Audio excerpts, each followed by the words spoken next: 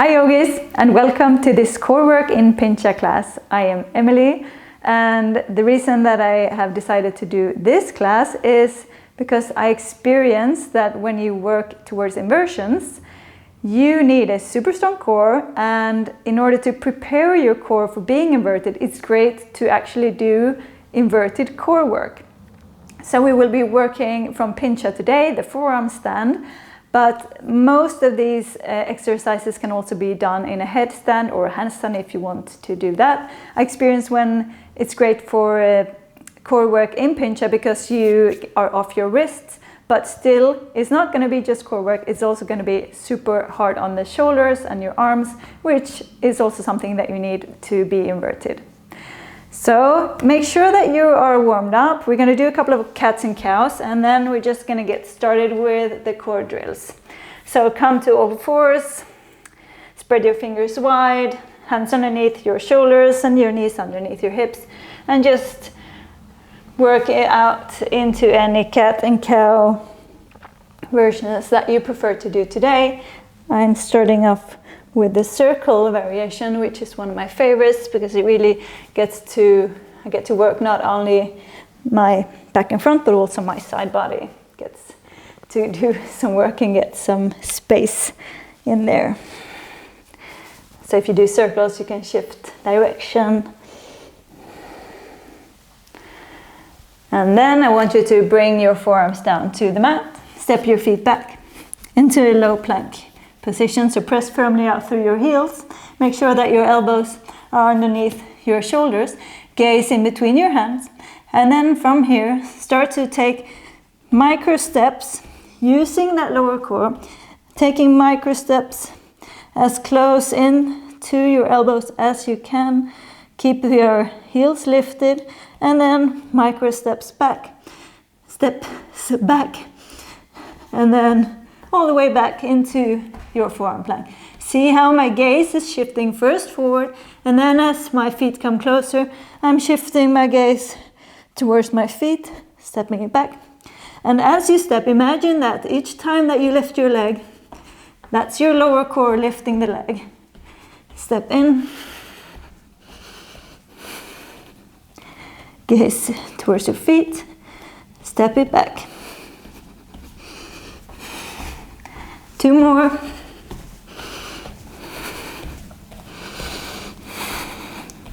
Step it back. Last one.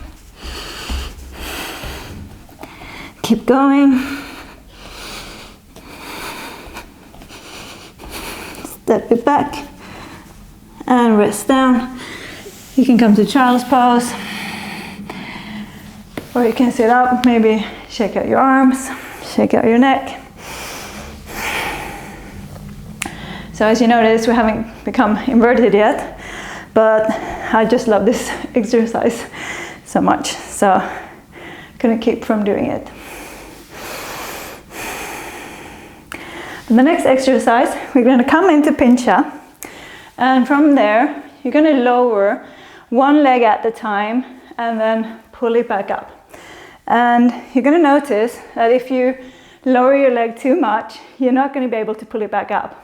So you really need to play with your edge here. And then you can do this by the wall, or you can do it just somewhere out in the room. Totally up to you. So come to your Pincha, and it doesn't matter if your hands start just sliding in, as long as your elbows don't slide out. So it's important to keep your elbows shoulder width apart, but if your hands slide in, doesn't matter.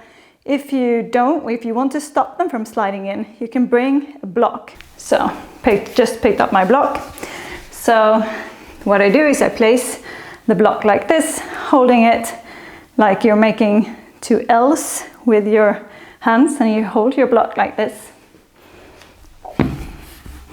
From here, kick up to your forearm stand any way that you like. Engage your entire body, and then start to drop one leg down and bring it back up. The other one. Bring it up.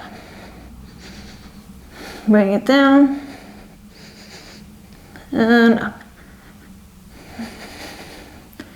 Down. And bring it up.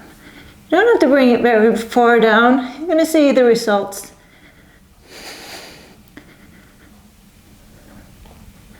You see, I almost played my edge there.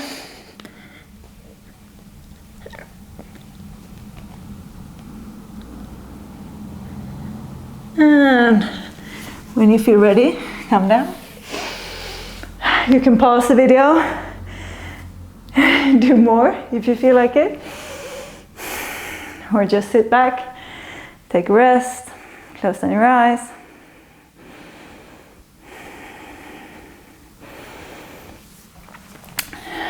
Next exercise, I'm just going to work actually in Dolphin Pose, but working into your shoulders as if you didn't work them enough now.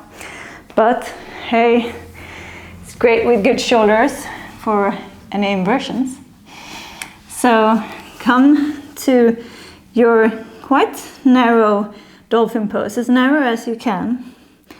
Then come to your toes, gaze towards your hands, and then press through your toes, lean your shoulders over your elbows, press it back, forward and back, forward. Keep your core deeply engaged so your navel is pulled firmly up and back towards your spine.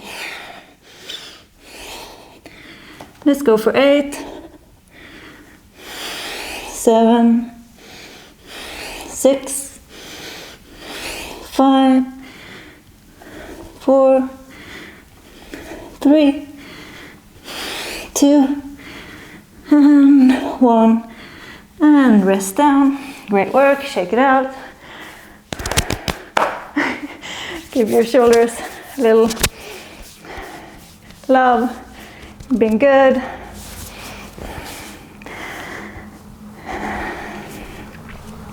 Next exercise, we're going to work what I call work the negative, meaning that we're going to come to a pincha, and from there you're going to lower as slowly as you can into a straddle position. So this is about controlling the motion of lowering down, just like we did before when we dropped the leg down and then pulled it back up.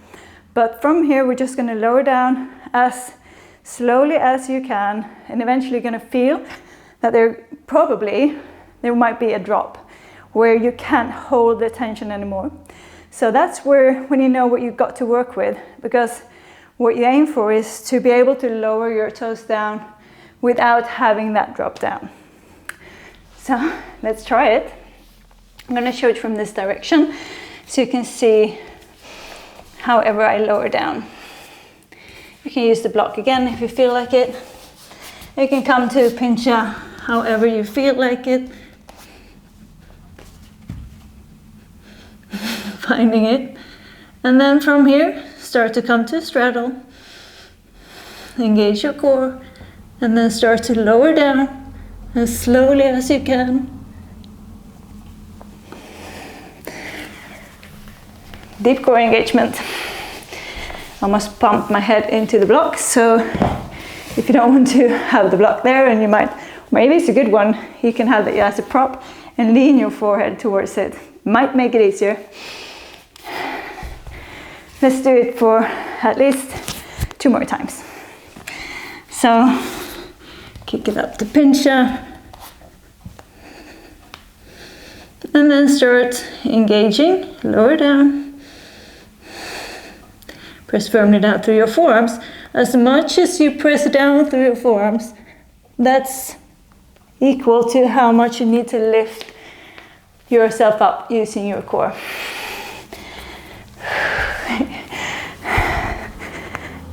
Tiny break. Once more.